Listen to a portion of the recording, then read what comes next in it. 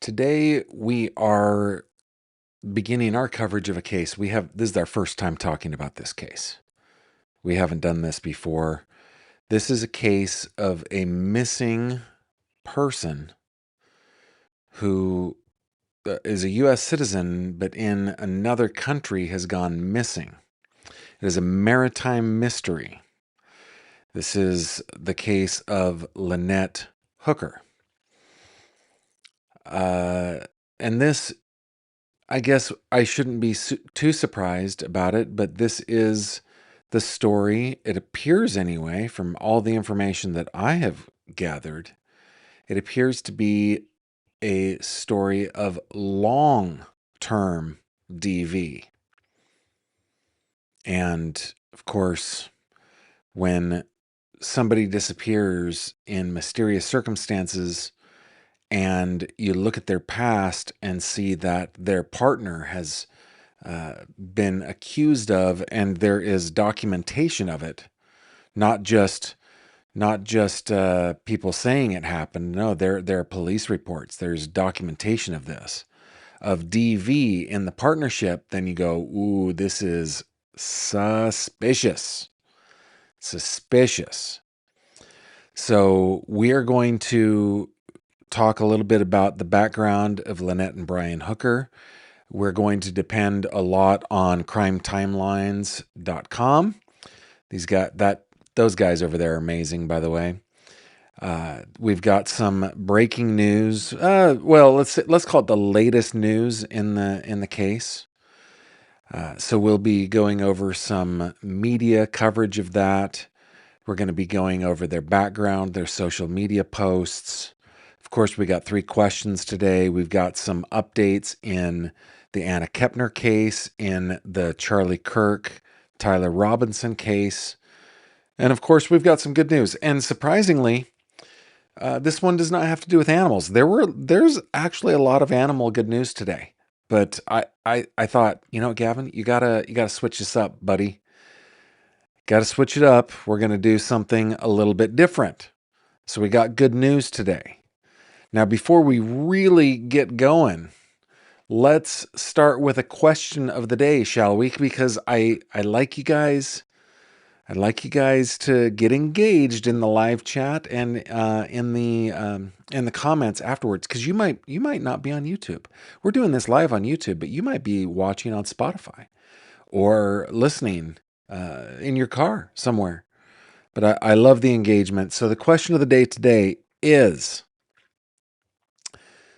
do you think people are generally too quick or too slow to suspect foul play in missing persons cases? Why or why not? That is our question of the day. And like I tend to say, we got 10 gallons of show that we need to put into a 5-gallon container. Let's get into it.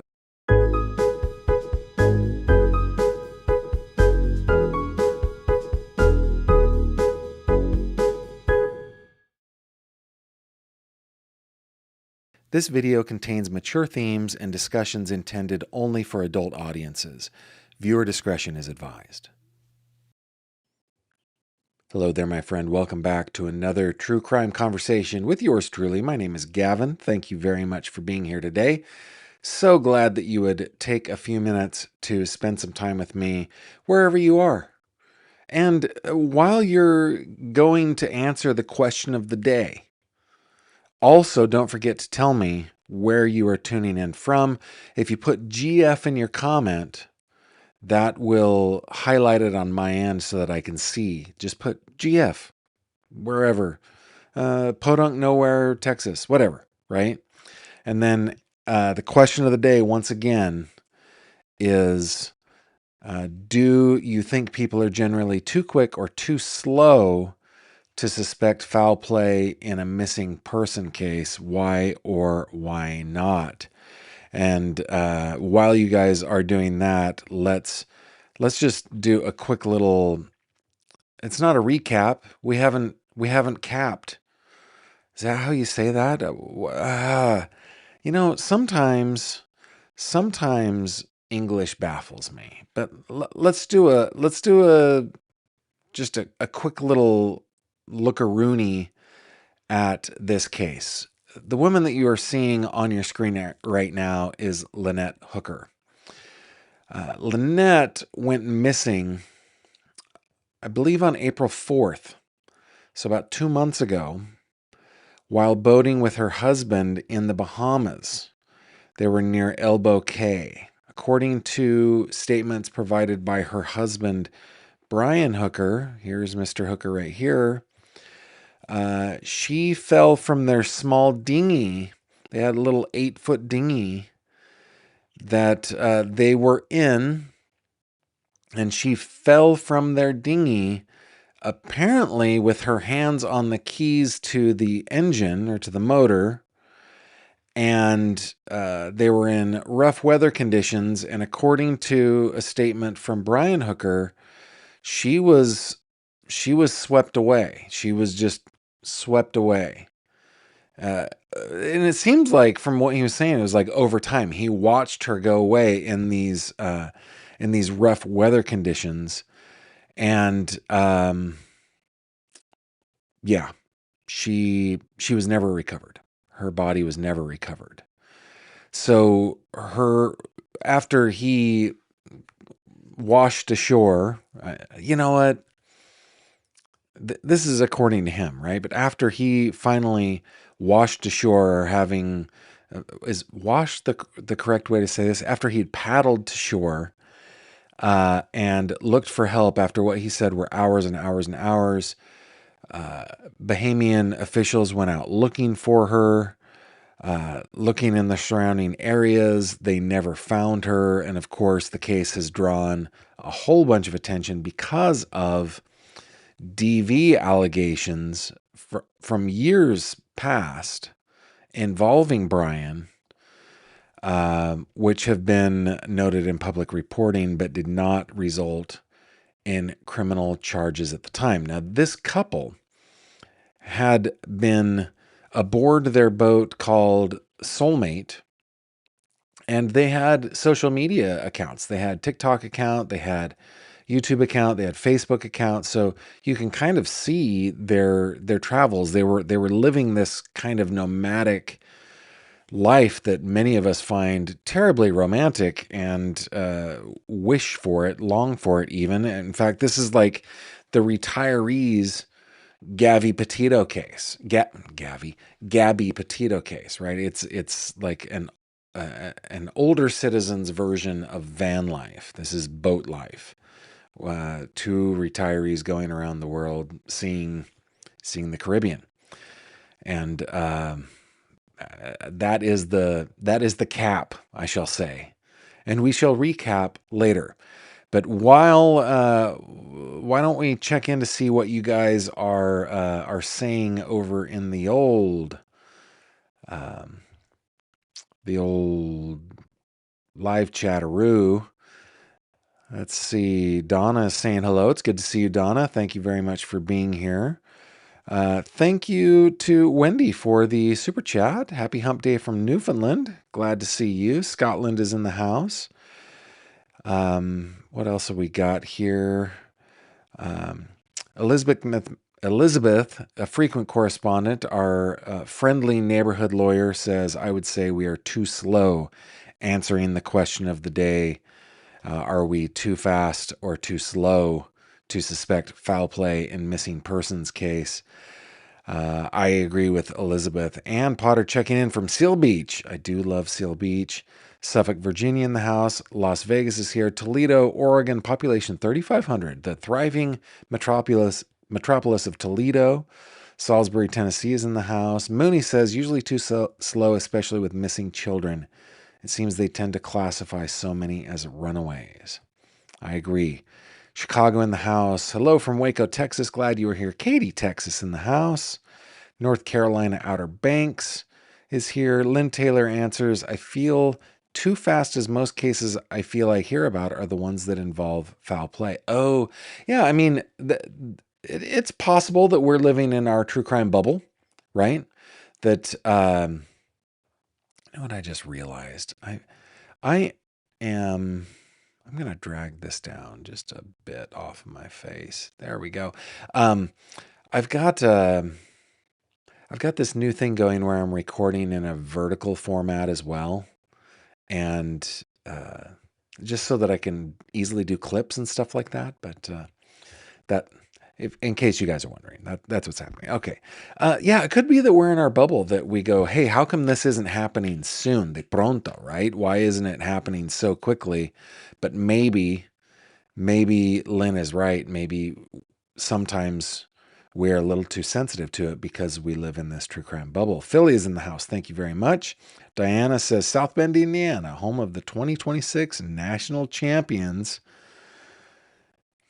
Okay. I'm not sure. There's Notre Dame, right? Notre Dame. Clearwater, Florida is here. Tina says, I think people might be too quick to assume. However, mostly it's warranted. Wendy Kara says, yep, she, quote, fell. Coffee Time for D says, that's a hard one because people have the right to disappear. I wish the police would take it seriously when told she wouldn't leave without letting us know. Girls, women don't usually just leave. Great comment. Saudi Daisy, Tennessee is in the house. Thank you for being here. It just refreshed on me. Give me a second. Frida says, I tend to think missing persons in rural or wild areas are generally not suspect. Those in cities might be more suspect because it's harder to get lost, maybe. Marie Jubenville, thank you very much for the super chat. Too slow, she says. Police stating you have to wait 24 to 48 hours to report someone missing. By then, it can be too late to find evidence. Thanks for that. Did I miss another? No, I got it. Okay.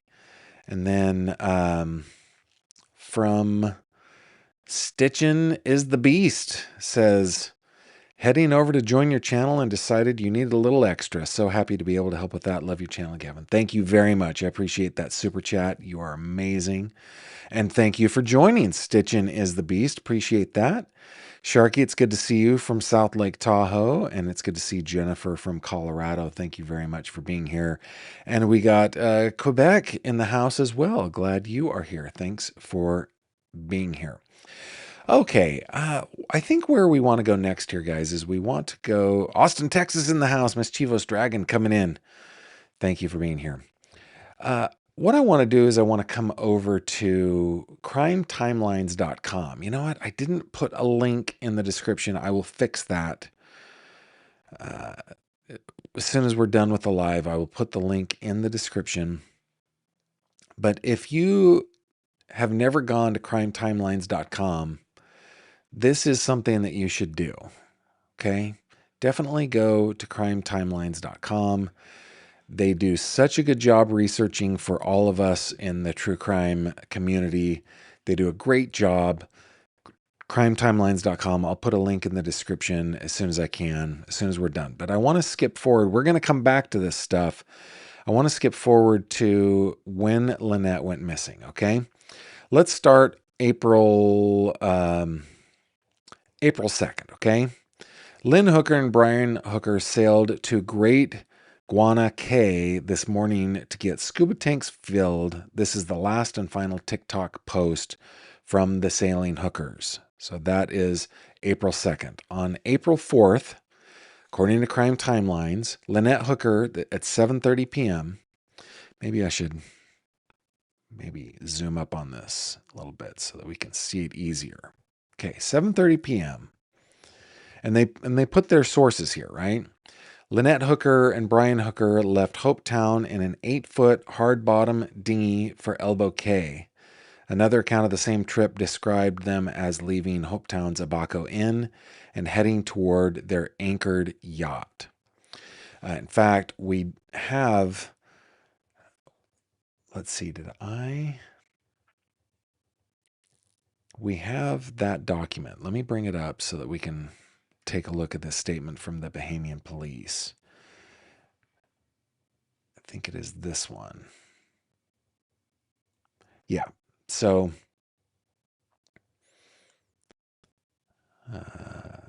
right here, this is a news release that came out on the 7th. Okay. So, for immediate release, this is from the Royal Bahamas Police. It says, police wish to inform the public that the investigation into the disappearance of a woman at sea remains ongoing. The woman was reported missing while traveling by boat to Abaco on Saturday, April 4th, 2026. Since the incident, extensive search and rescue operations have been carried out by the Royal Bahamas Police Force, the Royal Bahamas Defense Force, local fire and rescue teams, the Bahamas Air Sea Rescue Association, and the United States Coast Guard. These efforts have spanned marine, land, and aerial areas with additional support from drone technology and professional divers. Search operations and investigative efforts remain active. Police are appealing to members of the public who may have information that may assist with this investigation. If you have relevant details, please contact 911, 919, your nearest police station, or the Criminal Investigation Department. Anonymous tips are also welcomed through Crime Stoppers at 328 tips. And that was from April 7th. Now, on the 8th, let me grab the right one. Another press release came out. Police wish to inform the public as the investigation continues. A 59-year-old male of U.S. nationality was taken into custody shortly after 7 p.m. on Wednesday, the 8th of April, 2026, in Marsh Harbor, Abaco. He is currently being questioned in connection with this matter. I understand under Bahamian law, they're able to make an arrest simply for questioning. The arrest is related to the disappearance of a female who was reported missing from an 8-foot hard bottom dinghy while en route to Abaco on Saturday, the 4th of April, 2026. And then they repeat that police are appealing to members of the public who may have information to contact them through 911, 999, or through Crime Stoppers, or by going to police stations. So if we get back over here, we can continue on our timeline from Crime Timelines. Okay, so later that evening, so she went missing at 7:30 p.m. Later that evening, during the crossing, Lynette Hooker went overboard while holding the boat keys, causing the dinghy's engine to shut off. Brian Hooker said strong currents carried her away and that he lost sight of her. After Lynette entered the water, Brian Hooker paddled the disabled dinghy back toward the shore after losing sight of Lynette, according to the Royal Bahamas Police Force. Okay, Sunday, April 5th. You know what is kind of suspicious about this? Okay. I am not a seafaring person, okay? So if any of you are and have information on this, I would love your feedback on this. Put it in the comments in the live chat, okay? I have never gone sailing once in my life. I have gone cruising once. That's a very different thing. But I've never gone sailing in the ocean, not one time in my life. The only water sports that I have done to any extent is boating, water skiing, wakeboarding, kneeboarding, jet skiing. That's the kind of thing. So I'm kind of imagining the kind of thing where you have like a cutoff switch that you're attached to if you're driving like a jet ski, for example, and you fall off the jet ski, which happens if you are the adventurous type. If you're not falling off your jet ski, guys, are you even jet skiing? Doesn't matter. That doesn't matter. But anyway, that's kind of what I'm imagining here, is kind of a lanyard or something around her wrist that is tied to a cutoff switch so that if you were to go overboard, the dinghy would not continue to motor away, right? However, also, I imagine that if you are a seafaring person, that aboard your dinghy would be some type of throwable that you would use to toss to your loved one or your partner or whomever you are sharing an 8-foot hard-bottomed dinghy with, to be able to bring them back to the boat. Am I crazy here? Am I living in an alternate reality? Does that not seem reasonable? And is it, just being a quibbler here with myself, just for the exercise here, is it that people become so accustomed to or so normalized to driving in their dinghies and sailing that they just don't think about those things anymore. They just don't think that anything like that could possibly happen. And so why have a life preserver? Why have a throwable? Why do any of that? Why not have an extra set of keys aboard? Those kinds of things that just seems natural to me. When we had a boat, we had multiple sets of keys, right? Kept a floaty version aboard the boat in case for some reason the keys went overboard. With the jet ski, it was always usually attached to my life vest, right? I haven't had a jet ski in years, but you know what I mean? Is it that just people become complacent? I would love your thoughts on that. But anyway, that's his story. Okay, that's the story. The following day, Brian Hooker arrived ashore at 4 a.m. in Marsh Bay or Marsh Harbor, about 8 miles west of Hopetown, and told another person what had happened. Police were then alerted. Edward Smith, a security guard at Marsh Harbor Boatyard, said Brian Hooker came ashore near the boatyard appearing exhausted and thirsty after drifting for hours, I guess 7:30 p.m. to 4 a.m. Smith said another employee alerted him that a man had stumbled onto the property talking about a key and a woman, and that Brian asked for water and said Lynette was still in the water. At 5 a.m., Smith said he called police to assist Brian Hooker, and the officers arrived around 5. Edward Smith said Brian Hooker was still speaking with police when Smith's shift ended at 7 a.m. 5:51 p.m., the Royal Bahamas Police Force publicly announced that an investigation into Lynette Hooker's fall was underway. Search efforts on Sunday included support from the U.S. Coast Guard for about 1 hour using an HC-144 aircraft, but the search produced no results. The search involved Bahamian authorities and expanded across marine land and aerial locations. Drone technology, professional divers were also used. So, I mean, they took this completely seriously, right? Got a missing woman here. The following day, April 6th, search efforts continued in the waters between Elbow Cay and mainland Abaco as authorities tried to locate Lynette Hooker.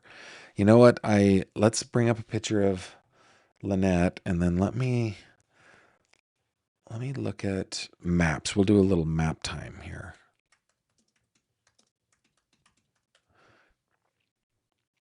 By the way,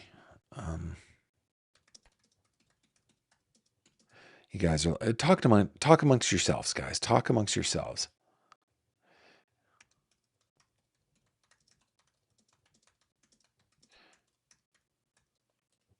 I wanted to see the Bahamas. I wondered if it was a Commonwealth nation. It is. Okay, so it's fully independent, sovereign country, but it's a member of the Commonwealth of Nations.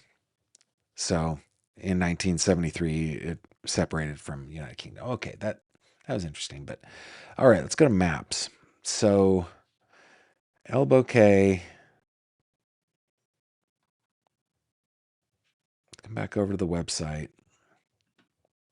and we'll take a look at this. Okay, so the Bahamas are just southeast of Florida, and where we're seeing this red pin is Elbow Cay, little island over here, and he was picked up, or I guess picked up here in Marsh Harbor.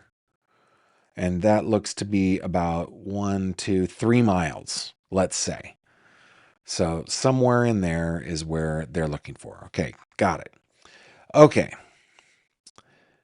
And so that is mainland Abaco, I'm guessing, right? So this is Abaco, and then that's Elbow Cay. Gotcha. Okay.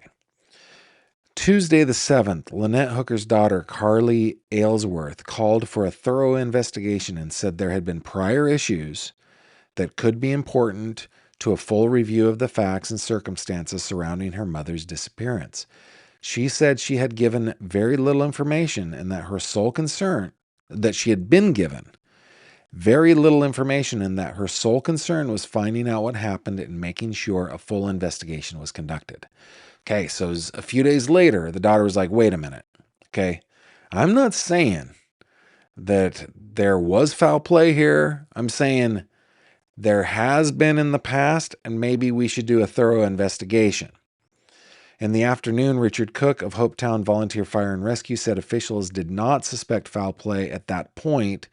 He described the circumstances as involving nighttime travel, very windy conditions, no moon, pitch darkness, and rough water for the small boat they were using. He also said the search had transitioned to a recovery effort. After a few days, they're like, this is not going to end with life. 7:12 p.m., a second public statement stated that search operations and investigative efforts remained active. The Royal Bahamas Police Force stated that extensive search and rescue operations had been carried out, and that's the one that we read. Okay. By this stage of the search, only a flotation device had been recovered along the shoreline, and there had been no confirmed sightings of Lynette Hooker. A GoFundMe by her daughter, Carly Aylesworth, said, "Memorial for my mom. She has been missing in the Bahamas since April 4th. This is to help search for her or help lay her to rest. Anything would help. My email is my first and last name at Gmail. If you know anything, let me know." All right. April 8th, Carly Aylesworth said Brian Hooker had been physically violent in the past and said the account of Lynette's disappearance did not make sense to her. She described Lynette as very fit, said Lynette would not ordinarily lose her balance on a boat, and questioned why Lynette would have the dinghy keys because Brian was the one who usually drove it. And again, I'm trying to think of that picture, right? Like, let's see if we can zoom up real quick on the engine.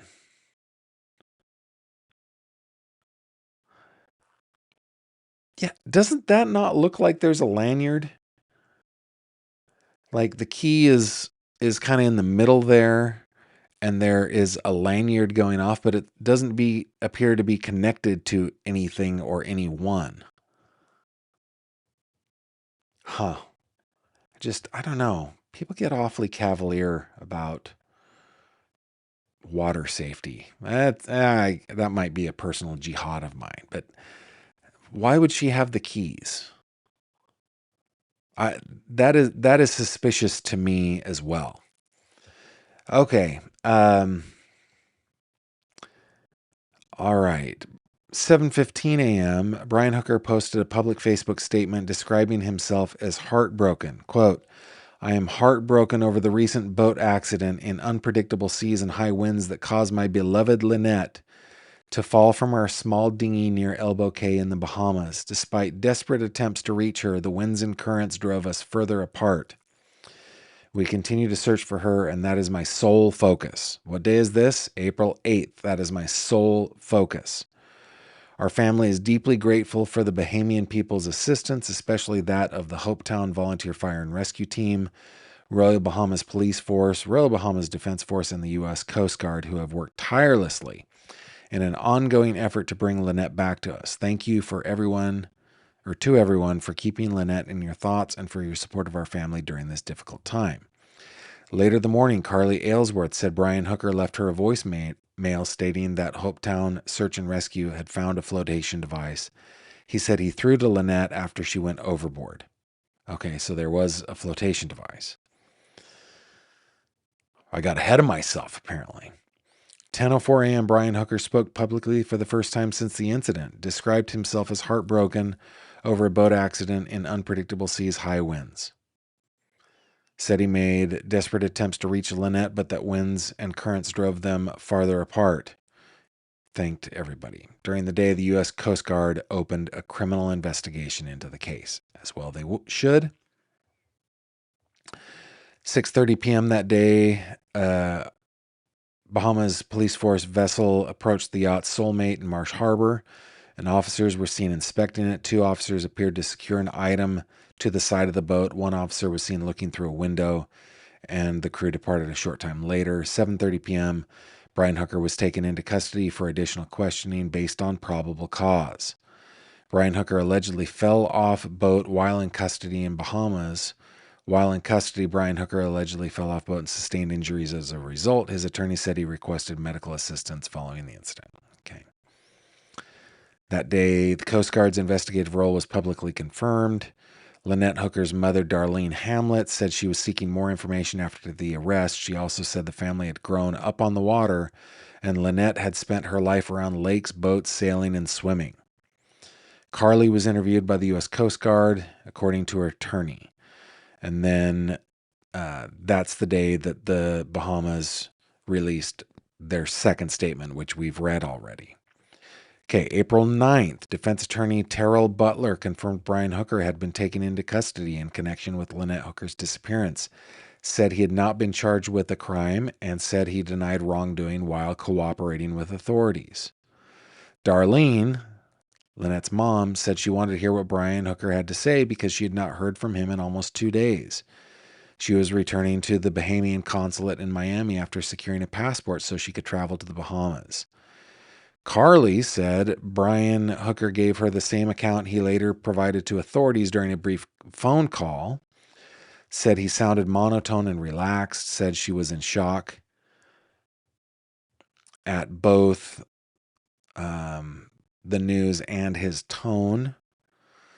Carly and her attorney said the arrest appeared to be bringing the case the attention it deserved, and the family had been seeking answers after receiving very little information. On the 10th, his attorney said authorities decided to keep Brian Hooker in custody for up to another 72 hours. On the 11th, Lynette Hooker's mother stated that Lynette's Apple Watch had been found and that it was the watch Lynette was wearing on the night she disappeared. 12th, Lynette Hooker's daughter posted an update on GoFundMe. I'm headed to the Bahamas on Wednesday with Steve. Thank you for the support. It means a lot. On the 13th, Terrell Butler said the extended custody deadline for Brian Hooker was around 7:30 p.m. Monday, unless authorities released him earlier or filed charges. I don't think that they did. On the 15th, Brian Hooker left the Bahamas because his mother is very ill, but said he plans to return to the islands. Butler said Hooker departed on a commercial flight that police had been informed, though he did not disclose the destination. Kylie and Steve arrive on the 16th. On the 18th, they were going back. On May 5th, U.S. Coast Guard asked the public for information about the disappearance of Lynette Hooker within Aunt Pat's Bay, Bahamas. Coast Guard IS is looking for the owner of the sailboat moored near the SV Soulmate. People with info are urged to submit tips. Okay, so did you hear anything? This is their vessel, the Soulmate, right? Soulmate, the sailing vessel owned by Lynette and Brian Hooker, was moved on May 6th into a marine slip in Marsh Harbor for provisioning after Bahamian authorities released the boat but did not release the dinghy for transport back to the United States. On the 8th, Carly posted stating that the family was still hopeful they could find Lynette. And that same day, the yacht was seized by the U.S. Coast Guard after departing Marsh Harbor, the Bahamas. Okay, May 14th, special agents with the U.S. Coast Guard Investigative Service, supported by multiple Coast Guard surface and aviation assets, seized the sailing vessel Soulmate approximately 40 nautical miles off the coast of Melbourne, Florida, as part of an ongoing criminal investigation into the disappearance of Lynette Hooker. The seizure was conducted during a complex surveillance and interdiction operation coordinated by the CGIS and operational Coast Guard surface from Sector Miami and aviation assets from Air Station Miami. Following the seizure, the vessel lost engine power. It was taken under tow by the Coast Guard cutter, Winslow Greaser. The towing operation was transferred to a crew from the Coast Guard Station Fort Pierce for transit through Fort Pierce Inlet. The vessel Soulmate is currently in the custody of the Coast Guard as part of an active criminal investigation. Okay, so that is where we are. Now, there are a couple of, well, let me check in to see what you guys are saying here on the live chat. Want to make sure. Austin, Texas is here in the house. Thank you very much. Let's bring up Lynette's picture. Mooney, thank you very much for the super chat. Definitely appreciate you. Mooney's our OG, guys. Lebu Grizzly, haven't seen you in a while. So glad you were here. Saying, watching from Brazil, finally able to catch a live again. Been on the Spotify replay crew lately. Thank you. Guys, Spotify, listening or watching on Spotify, if you are a premium video member, is so helpful to me. I really would appreciate you considering it if you are a premium video member. Just a little inside baseball here. Spotify pays creators over there about 5 times what YouTube pays us. And it just, I mean, it's 5 pennies instead of 1 penny. It's not like huge money, but it goes a long way. So thank you for doing that. I appreciate you, Lebu Grizzly, and it's good to see you on the live. Thank you. Wendy Carr says, if my husband fell in the water, I would not paddle away. I'd stay right there or paddle toward your husband, right? Yeah. Debbie asking, why get in a sailboat with your husband of DV, let alone a dinghy? Sorry, in my humble opinion, he dumped her in the water and told a story to throw folks off. So the thing is, Debbie, and I know that you know this, and I know that you're not intentionally victim blaming here. The thing is that people are complex, and that DV is just a very, very psychologically complex thing. In my own family, I am aware of terrible abusive behavior that turned into like decades long marriage, and that abuse never really stopped. So it's only as an adult looking back on it now that I realize what was happening. But it's just a complex thing, and so I tend to give Lynette a bit of a pass just because it's just so hard. It's just a hard thing. I need to bring that down again on the vertical here. But yeah, a dangerous thing to do for sure. Ellie Mae, thank you very much for the super sticker. Appreciate that. Ohio Palm Bomb says her daughter also said he always drove, so she wouldn't have the key. Yeah, exactly. G-Berry, they're supposed to wear life jackets whether they're on the boat or the dinghy. Yeah, and I think that people just become complacent about that stuff. There are these life jackets that are so nice. They only inflate when they get wet, so they're super comfortable. The prices come way down. Please wear life preservers, everybody. So tough. Okay, a couple more. Debbie Pulaski says, that's just BS. No husband watches his wife float away in the sea. He's driving. He had the keys. Liar, liar, pants on fire. Just saying. My sniffer is smelling the same thing you are. Let's see. I'm Goddess 1950. This is apropos of nothing, but still awesome. Gavin, I'm in lovely Erie, PA at a President's Awards for high-ranking seniors in high school. My one granddaughter is 34th out of 500 students. We're pretty proud. As well you should be. That's amazing. Edward Labarge says, watching from Ontario, Canada, I think it depends on the economic status of the person missing for authorities to take things seriously. Sometimes you're right. I think you're right. In some cases, that is probably true. Okay, let me bring you over to here, to the old PDF, the Acrobataroo. And these are a couple of reports from today that I want to bring you guys, okay? This written by Emily Shapiro, Luke Barr for ABC News. Coast Guard dive team searches for Lynette Hooker in Bahamas. This is today. Brian Hooker's devices leading to new areas of interest in Bahamas. Search. ABC News legal contributor Brian Buckmeyer. Okay, whatever. The U.S. Coast Guard dive team is in the Bahamas on Wednesday, today, searching for Lynette Hooker, an American woman who went overboard and vanished nearly 2 months ago.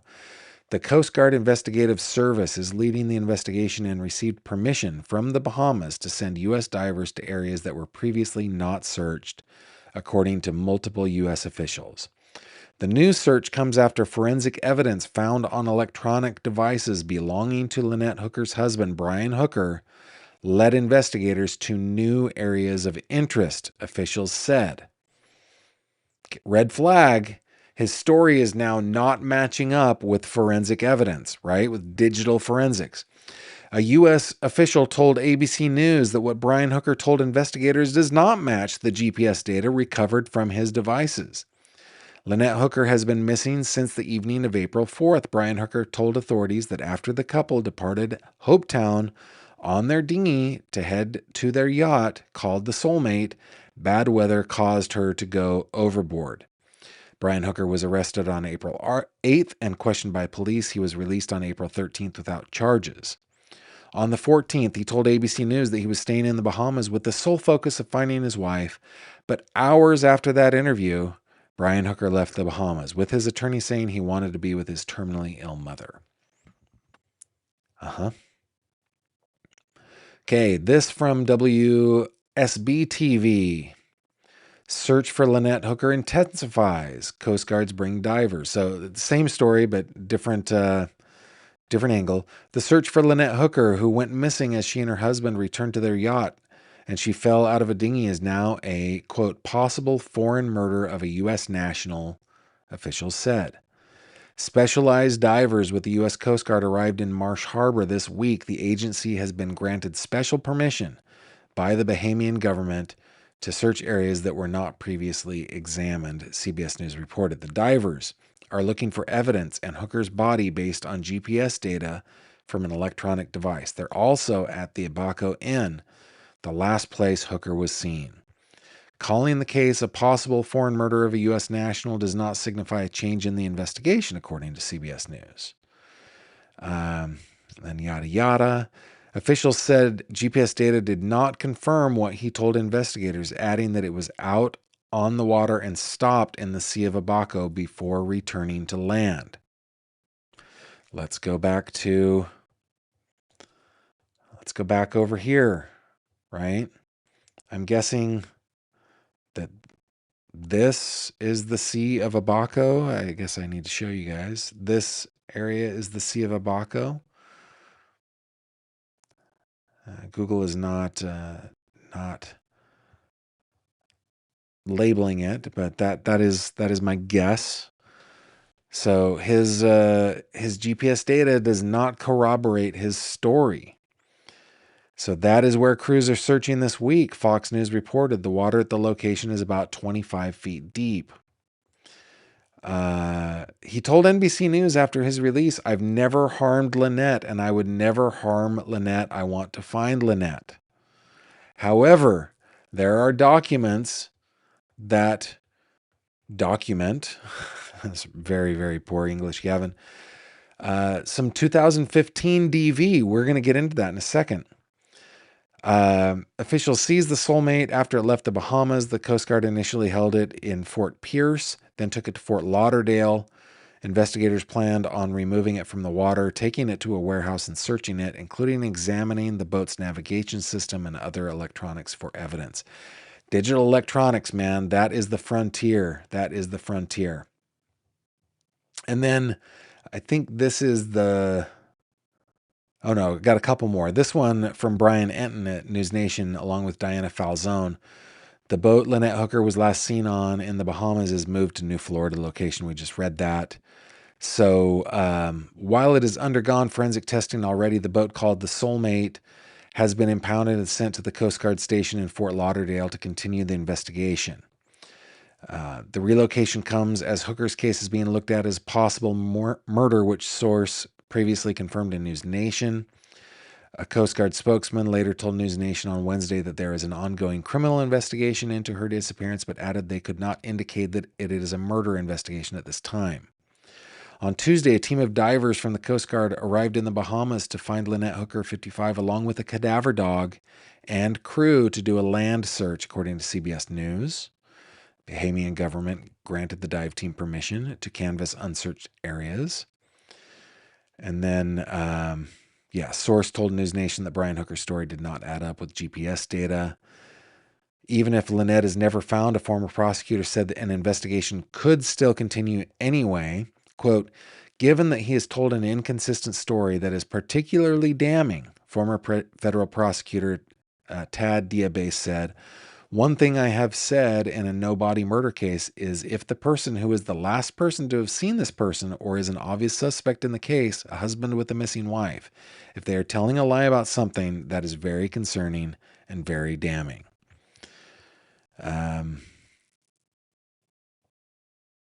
A friend of Lynette Hooker, Marnie Stevenson, who spoke with Brian Hooker directly after Lynette went missing, told News Nation that despite the mother being missing for weeks, she's still holding out hope they will recover her somehow. Hope is never lost in my mind until there is a body found. I just hope that everyone, used the wrong there, but that's okay. I just hope that everyone quits speculating and lets CGIS do their investigation. The answers will start coming if they are allowed to continue to work instead of having to answer everyone's questions all the time. I can imagine being frustrated about that. But also, it is the attention that is given to a case that keeps pressure on authorities to keep working. It's just, that's the way it is. So I'm sorry, Marnie Stevenson, for what you're going through, but it is a necessary thing. And then the last one that I wanted to bring you was from Jared Downing, this yesterday. New York Post, case of missing mom Lynette Hooker being treated as a murder investigation by feds, according to a report. Let's see. The case of 55-year-old mom Lynette Hooker, who vanished on her way to a sailboat in the Bahamas, is being treated as a murder investigation, according to a new report. Investigators will comb the soulmate 55-year-old Lynette Hooker's sailboat for clues to possible foul play on the part of the husband, Brian, a U.S. official told Fox News' Michael Ruiz. Mike's a friend of the show, great reporter. Blah, blah, blah, blah, blah, blah. The boat had suspiciously stopped transmitting location data the night Hooker disappeared and did not resume until the following morning. We hear Blaine Stevenson, a friend of Brian Hooker's, previously told Fox News that Brian returned to a sailboat with search and rescue officials on the morning of the 5th. Federal investigators reportedly reopened the search last month after newly obtained forensic data suggests inconsistencies in her husband's account about the night she went missing. What does it say? Any sort of digital devices that you can take, any computer systems that you can extract, anything of that sort will be taken in, Nicole Parker, former FBI special agent, told Fox. So I think that there is hope on this one, guys. I think that there is hope to solving this, to finding her. We need to have the resources allocated, and people need to keep looking, which means we need to keep talking about the case. And I agree with that commentator that if there is a lie that is found that is inconsistent with what the evidence proves, then if there's one lie, then there are 30. That's just that this is suspicious for sure. And I think that Mr. Hooker is probably expecting an arrest anytime. And he should. I bet he's praying that he won't be. But, this is a bad one, guys. And I'm sorry that it took me so long to get on this case. Other cases have just been that we've been following have been important, so I've kept on them. But we need to keep the pressure on this so that they keep going. Now, I told you I would go back. First, let me just check in on Abaco is how you pronounce it, Gavin. Am I pronouncing it incorrectly? There's Abaco? Abaco? I don't know. Uh, why would I pronounce it? Is there an L in it? I thought it was, I don't know. It's Abaco. I don't know. I'm sorry guys. I will look up a pronunciation guide. Um, let's see. How Frida People says, how did law enforcement get a hold of his location data? Surely he didn't turn over his phone or cloud data, or is he another dimwit dillhole? I don't know. They haven't said. But I would not rule out the last part because there is a big there's a big incentive that works in the human brain. It's in like the lizard part of our brain. It's the ancient part of our brain, the unevolved part that just wants people to not be suspicious of us. And so we try to throw off that suspicion. And what it does is it creates more suspicion. That's why dillholes like Stefan Stern says, yeah, here's my phone. Take a look at it. Right? That is why they do that. They should go, no. And I'm glad they don't. They should. And make people go through the process. Cooler by the Lake says the weather doesn't back up his story either. There's video taken on the Sea of Abaco in the area at the time Lynette allegedly went overboard. The sea was like glass. Okay. Uh, Glad to hear that. Debbie says, you're right. I apologize. Did not intend to blame the victim. Of course you didn't, Debbie. I know that you wouldn't. It's just someone here said she was leaving him. Isn't this the danger zone? Very much so. If that is the case, that is the danger zone for sure. Lynn Taylor, why would you go out on your boat on a dingy, windy, rough waters at sunset, being at 7:26 that night? I so again, I don't know. I wouldn't, but I'm not a seafaring person, right? The closest that I can come to understanding the behavior of sailors is through the behavior of aviators. That is my hobby, right? Now, I have friends, former colleagues that are sailors that they would say, hey, every summer, we and our friends, we go to the Caribbean, we rent a sailboat and we sail around the Caribbean. And I would listen to their stories about that going, I don't know the first thing about sailing. That scares me to death. However, when I would tell stories of aviation, of things that I would do in an airplane, they have the same kind of response, right? But as an aviator, like I would not go out in certain crosswinds, for example. I would not go out with certain weather reports. Safety, and I don't live my life as like a safety sow. I really don't. But when it comes to flying, boy, I do, because my life, it's just not inconvenience or possible injury. It's my life and the life of my passengers that are at stake, right? So yeah, if I'm taking off on an airport that only has a runway going well, it's two directions, right? Then, and the crosswind is too great, I do not take off. I just don't do it. If weather or visibility or those types of concerns along my route are concerning to me, I don't take off. So I don't know why somebody would go, yeah, we'll get into our little dinghy at night in rough waters with bad wind. I wouldn't do that, but I don't know.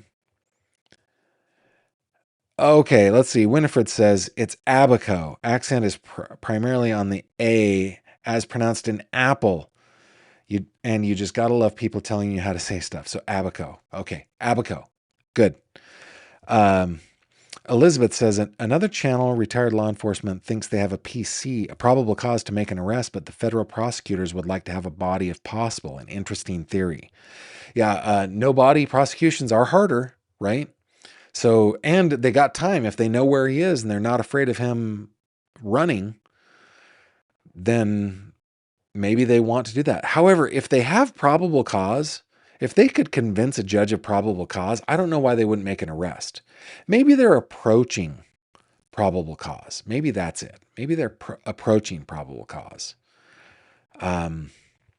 But Elizabeth and other law enforcement, law enforcement, former law enforcement folks, if you know why, if you had probable cause, you would still hold off, I would love to know. Well, now that I think about that, it does kind of start the clock on things, right? You're going to have to present your probable cause to a judge. You're going to have to do all the things. And so my question in this is this going to be a Bahamian prosecution or a U.S. prosecution? Could it be a federal U.S. prosecution with the Coast Guard being involved? And what are the agreements between the Bahamas and the United States on this? I don't know. Very, very, very good questions. Oh my goodness, you guys are so smart. I love these conversations that we have. I just love them.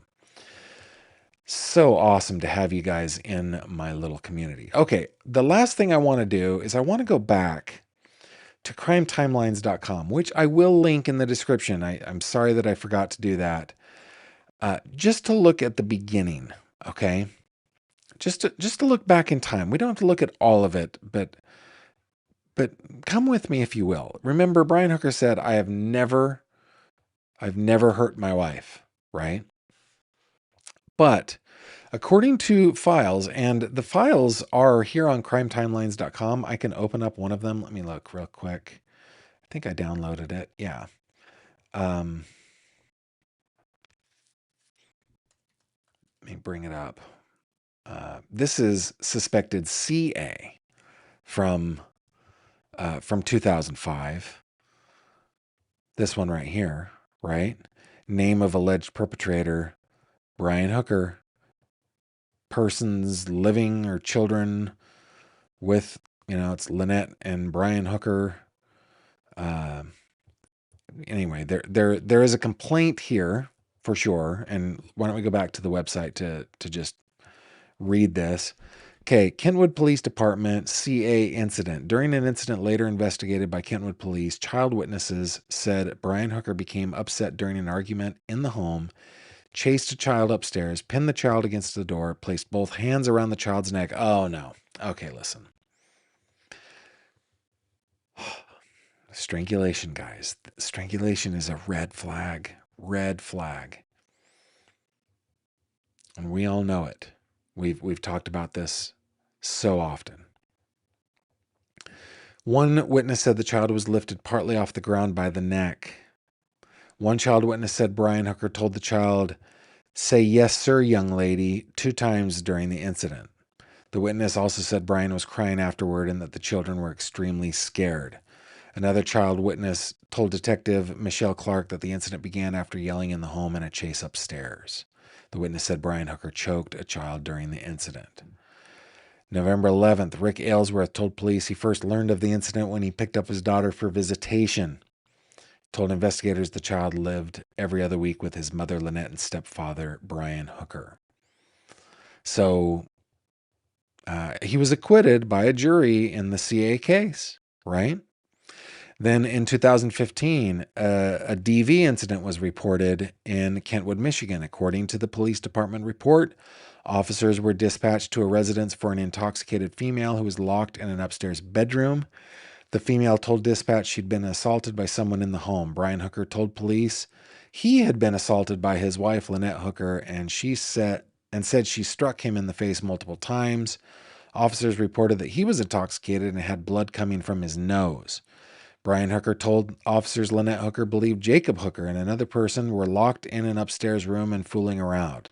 He said Lynette attempted to open the door, that when he went upstairs to calm her down, she struck him in the face 4 to 5 times.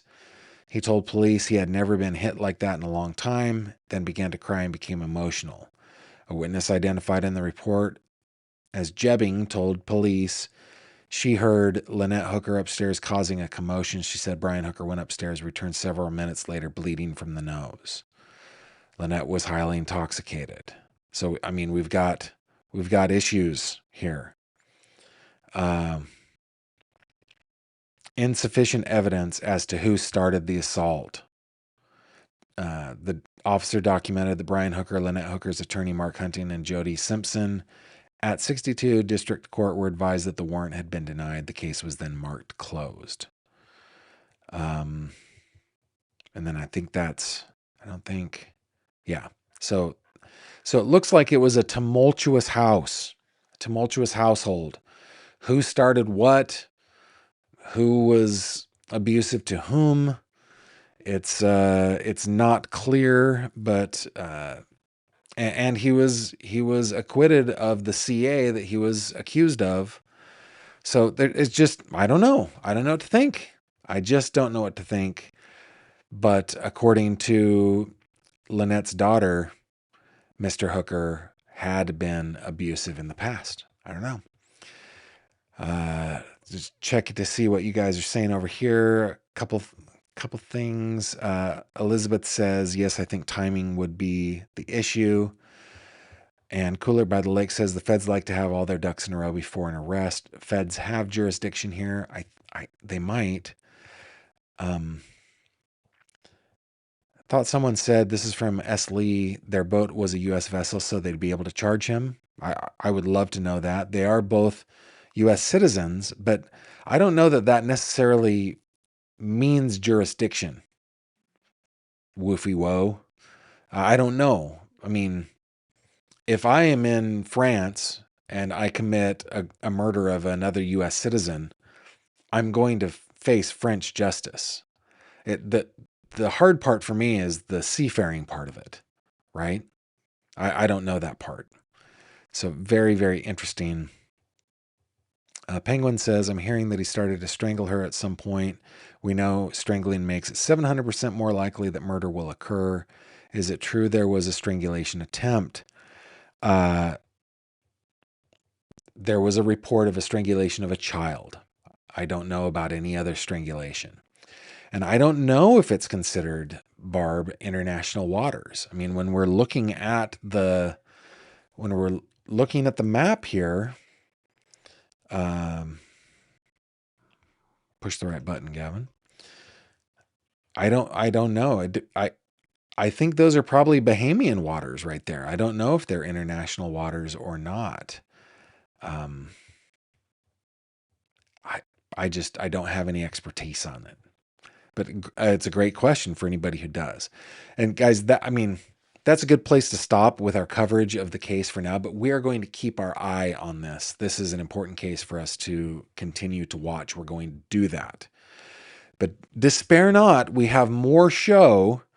If I go back to my little agenda, I just want to make sure that I got everything. I did. Okay. So we are going to, before we go for the day, we've got some updates to give you in the Anna Kepner case, in the prosecution of Tyler Robinson of the assassination of Charlie Kirk, and we've got some good news. But before we do that, maybe we hop into 3 questions, shall we? Let's do it. 3 questions with Gavin Fish. Okay, guys, in this segment, I answer 3 of your questions that you send in to me to the email address 3questions@gavinfish.com. 3questions@gavinfish.com, spelled out alphabetically, THREE questions@gavinfish.com. You can send in 1 question, you can send in 100 questions, but I will answer 3 at a time in the order that I see fit. Turns out that Diane G sent in like 30 questions, and all 3 questions from tonight, which I thought were good questions, were the ones that I would answer tonight. But if you have questions about anything, please send them on in to 3questions@gavinfish.com. Question number 1 from Diane is, how can we address the gap between the rich and the poor? Okay, now I try to stay apolitical, but I also have promised that I will answer questions fully and I will not dodge them. Here is my opinion. We do not need to address the gap between the rich and the poor. And here's why. The data show me that as the rich get richer, so do the poor. And there's a direct correlation. The gap widens, but there's a direct correlation between rich people getting richer and poor people getting richer. The gap does not create poorer people. It creates richer people. And the other thing that I'm constantly reminded of from here in my comfortable place in the United States of America, where I am a solidly middle class person, right? Um, we don't understand what poverty is. Very, very little. Uh, the poorest amongst us are rich by worldly standards. And that doesn't mean that I want them to stay where they are. I want them to get richer for sure. But the only way to do that is through a market that rewards innovation, rewards investment, rewards hard work. And I had a meeting this week with some political, like elected officials, and some people working in human services where I live.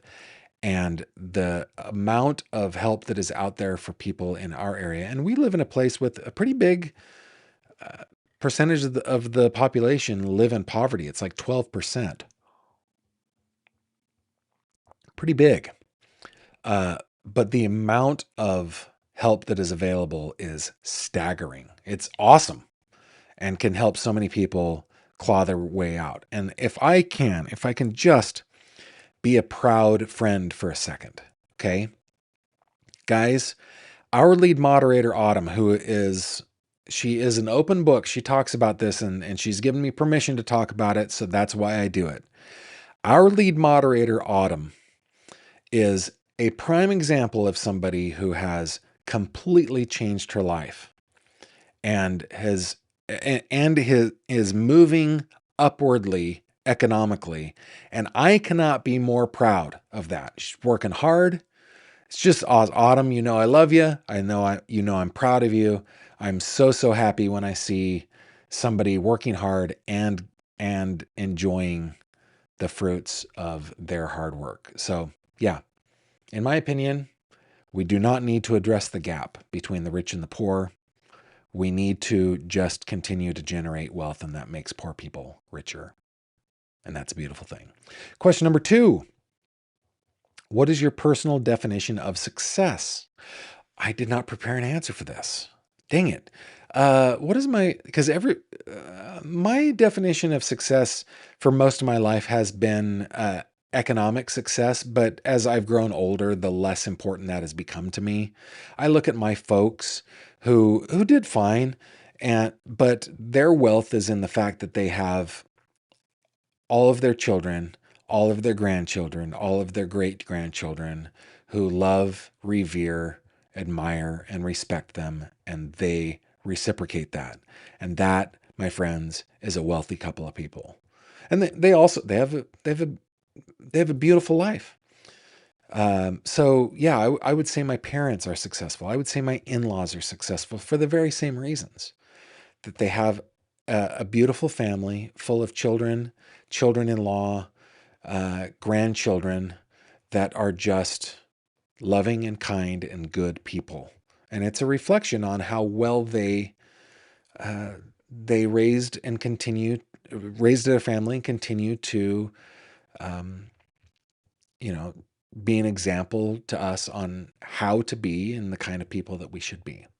So I guess that's my personal definition is, does, um, do the people around me feel the love that I express to them? And do I feel it coming from them? And the more people that I feel it for and from, the richer I am. I guess that's how I would put it. Put your answer in the live chat and in the comments, please. I want to know what your definition of success is. Also, feel free to comment on the wage gap, maybe, or the wealth gap, if that's something that is important to you. And question number 3, again from Diane G. How do you stay motivated and focused when facing long-term goals?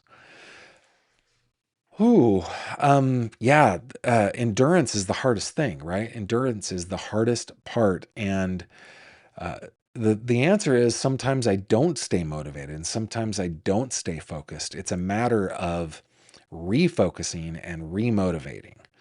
Um, yeah, I think. trying to think. I have several long-term goals right now. That they are goals that I share with my snuggly bear, my sweetie pie, my one and only, Mrs. Fish. Um, that we are working toward, and we frequently lose sight of those goals and just have to remind ourselves of what it is that we're doing and why.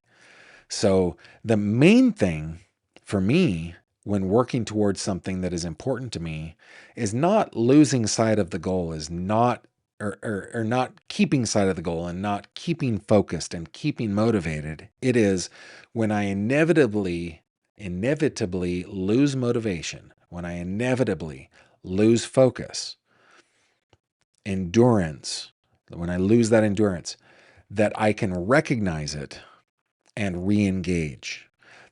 The main thing that we have taught our children, that we have strived to teach our children, striven, strove, strived, whatever the past tense of to strive is, what we have done is we have taught our children to actively and purposefully live life, to not let life happen to them, to not live their life in such a way that 10 years later you go, what the devil just happened? We want our children to live purposefully, right? To suck the marrow out of life. And that's what we try to do. Now, we fail all the time. Fail all the time. But we have gotten pretty darn good at refocusing when we lose it, at re-engaging when we break that endurance. And remember, I was listening to my brother-in-law talk to our son just this week. My brother-in-law is somebody who has run, I don't know, half a dozen and a half. I don't even know marathons. He's a long distance runner, and he started doing long distance running after he was told that he would never be able to do long distance running because he had to have hip surgery. And he said, nay, nay, I shall have the surgery. And then so he's like a person that is really inspiring, somebody I deeply love. He's been my brother-in-law, my brother, since I was 12 years old. I overheard him talking to our son, who is taking up running right now, and telling him, you can walk, you can walk, you can do, say you want a 9-minute mile. That doesn't mean you have to run the entire time for a mile. You just need to finish a mile in 9 minutes, and that is a 9-minute mile. So run, walk, go to the bathroom, take a break, but work towards whatever pace you're working towards. And I think that that is a good example in life as well, right? Sometimes you'll trip and fall. Sometimes you'll just need to take a breather. Sometimes you'll need to take a break, but re-engage. Re-engage. That's I guess that is my advice for that question. And guys, if you have questions that you would like me to answer, please send them into 3questions@gavinfish.com, and I will put them on the list and I will answer them in the order that I deem fit. Now, I love hearing what your answers are to these questions, so put them in the live chat and in the comments. And while you're doing that, let's check out some headlines, shall we? Here we go.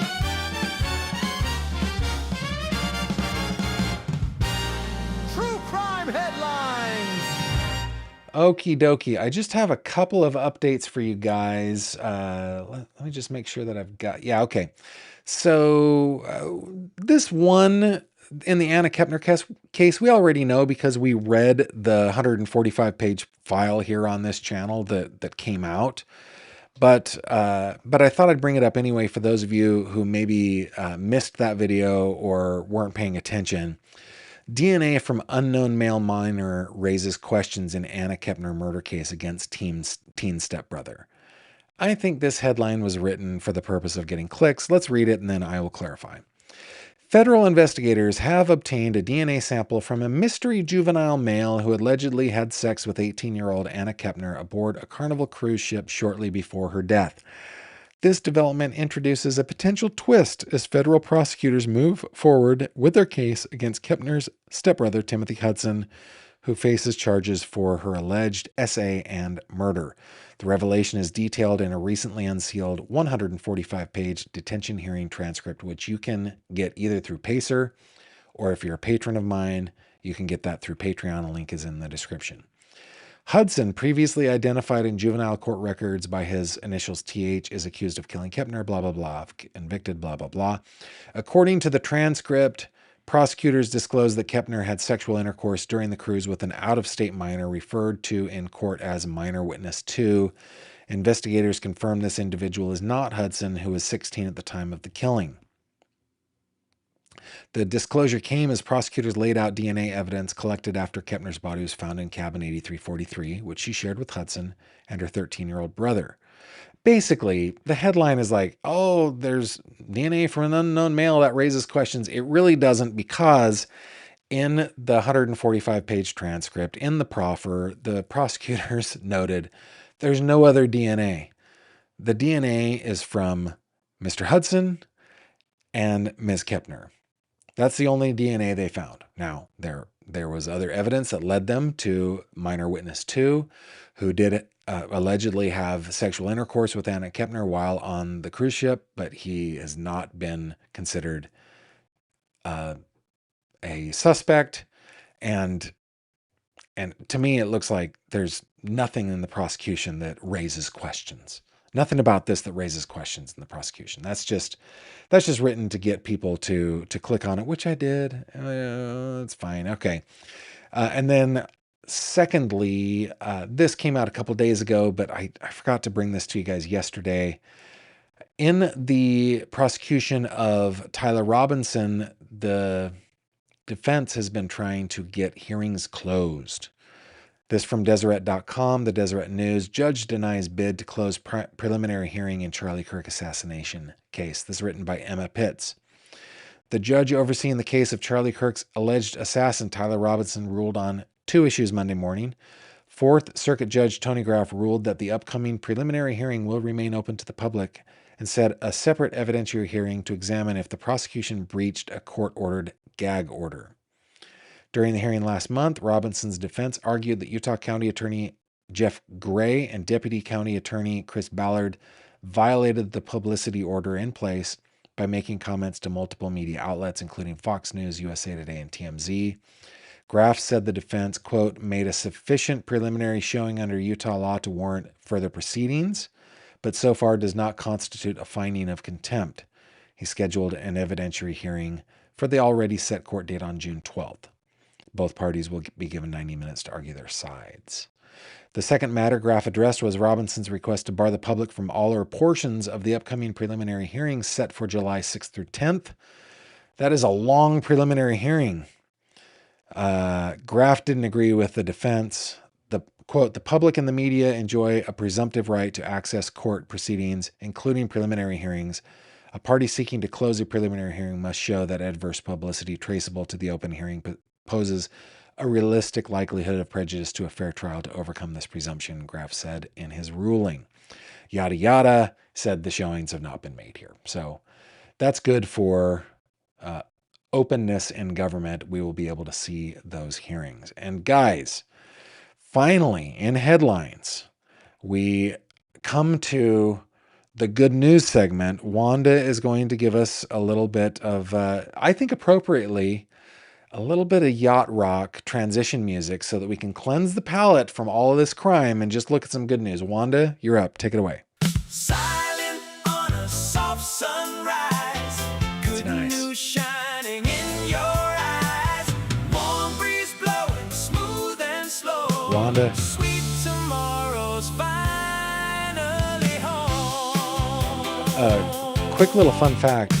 While that wasn't Wanda singing, Wanda does sing bass, but that wasn't Wanda singing. She has her nephew in today. But she was playing every single instrument at the same time. The woman has the arms of the Hydra. She is amazing. Wanda, love it. Okay, good news. This brought to us by Good News Network. See, our two brightest planets form a triple alignment with the moon after sunset. This from the Good News Network, written by Andy Corbley. Three bright planets will conjoin in the June sky early this month before the moon jumps in on the 16th. The conjunction will feature the two brightest planets from our point of view: Venus, blazing hot and near at hand, and Jupiter, far away but orders of magnitude larger. Arrayed in a line drawn from northeast or northwest to southeast across the western sky after sunset, Mercury sits near the horizon to complete the skewer. The event will begin on the 7th, 4 days from now, when for a person looking west-northwest, it will appear that Venus and Jupiter sit beside one another. As the nights go on, Venus will gradually move in a northwesterly direction, and by the 10th will practically touch the light of Jupiter.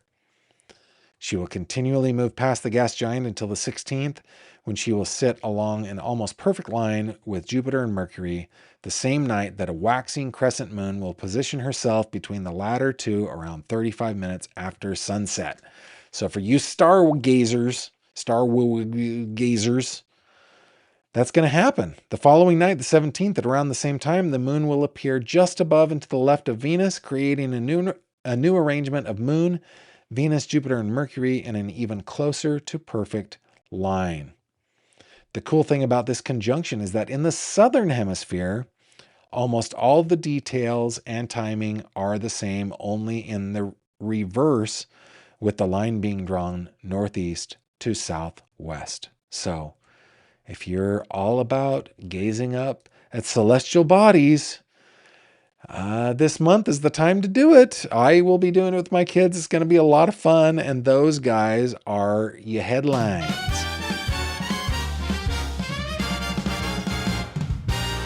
True crime headlines. All righty, let us go to your comments to finish out the day. Dee Dee says these are Bahamian territorial waters. That's what I suspect, so I don't know what's going to happen. Archangel Marici says it may be that she didn't even want to go into the ocean at night, but felt forced to. Who would go with bad weather? That's possible too. Sure. Frida Peephole says another failure of the courts there. My ex was required to attend DV group therapy as part of his probation. He went to one meeting and then quit. No consequences.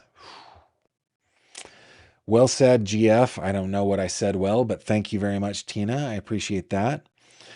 Mooney says, success to me is that my kids have grown up to be wonderful human beings who care deeply for others. That is a success. That is definitely a success, Mooney. Indeed. Shay says, my definition of success is just loving each other. I feel successful because I have beautiful friends. You should feel successful, Shay. Thank you. Debbie says, I wonder if this daughter was the one that was choked. I'd wondered the same thing. I don't know. Mooney says, question number 1, hard for people to get ahead when many states like mine still have minimum wage of $7.25.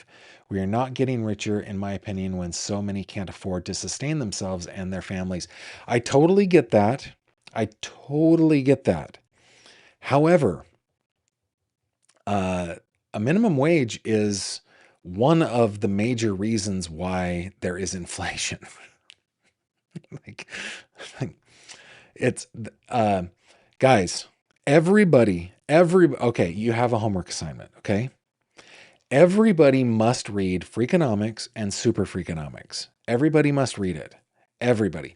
It's not going to give you a deep economic education, but it is the study, or they call it the study of the unintended consequences of things. How decisions form unintended consequences. Okay?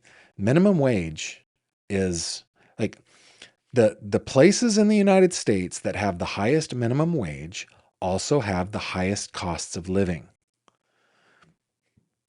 So it correlates, and I think there's evidence that it's causal, but I mean, it's up to you to decide whether you believe that or not. But everybody must read Freakonomics and Super Freakonomics. Go read those books right now. They're easy reads. Christine Meadows says, motivation comes and goes. Discipline is how we succeed. Good job. Frida Peephole, my definition of success is being a good person, especially in spite of bad experiences. Bad things happen to everyone. Many people get mean, bitter, and defensive. It's hard not to. Yeah, my dad, talks about this to people when they will come and they're not coming to complain. They're coming for advice or whatever. But if they are complaining about this happened to me and that happened to me and this happened to me, his answer is, yeah, it happened to me too. Usually that happened to me too. And it sucks. But I wasn't the first person it happened to. I won't be the last. It's how we respond to difficult things that defines our success, right? Very good. Thank you very much. Debbie Piasecki says, at sea, isn't that like Anna's case? It's the feds, maybe? Yeah, the question is, in Anna's case, they were in United States territorial waters. And in this case, I think they're in Bahamian waters. So I don't know. I don't know. Let me scroll on down. Carly says, we need the data that the poor among us are growing wealthier. Also, how much so, and does it outweigh the rising costs of necessities? Yeah, I mean, we're not an economic show. Economics is something that I just enjoy. The data to me indicate that the poor are getting wealthier. Now, is it keeping up with costs of living? The main cost that people of the generation of my children that are complaining about is housing. But housing is so it's the problem with housing, with pricing in housing, to me can be directly tied to national policy that affects the cost of housing. And the more national states, the nation and states work to address it, the worse it's going to become. I'm dead serious. Now, I was talking with a guy, a friend of mine back in California, who told me, he's like, it doesn't make sense in California to be a homeowner. And as a long-term homeowner, I mean, he's been a homeowner for 30 years. He's considering just selling his house and renting because it's way cheaper to rent than it is to own. So yeah, it's complex, but the data is out there, and I suggest going and checking it out. The poor are getting richer. That's what's happening. That's what the data indicate to me. Mooney says, please remind us of the dates the alignment will take place. It says it starts on the 7th and ends on the 17th of this month. And then Elizabeth McMasters, thank you very much for the super chat, saying thank you for covering the case. I am happy to do that. The Bean and I says a 1-bedroom apartment here in Minnesota is about $1,800. Yes, indeed. And that is a lot of money. Certainly not as much as our daughter is paying and our son-in-law are paying in New York City. Not even close for their small place. So yeah, housing is tough. And this is why I stay away from politics, guys, and we stay in crime. Thank you so much for spending your Wednesday night with me, or whenever you're watching this or listening to this. Thank you for watching on Spotify, on YouTube, for checking me out on socials. Remember, you can always head over to my website, gavinfish.com. I'll bring it up so that you can see it. If you click on the little fishy in the upper left-hand corner, if you're on a desktop or it's in the menu, there's a little fishy that will take you to the fish tank where we hang out on Facebook. You're always welcome to check us out there. Also, check out Crime Cod. Look at all the articles we are writing and sign up for the newsletter. It's a weekly newsletter that comes out on Tuesday. And yeah, it helps the channel to subscribe to that stuff. It's free. It's easy to unsubscribe. Go check it out. With that, guys, I bid you adieu. Thank you very much for being here. I deeply appreciate you, and I will check you on the next one. Hope I'll see you tomorrow. Until then, please take care of yourselves. Have a good night. Bye-bye.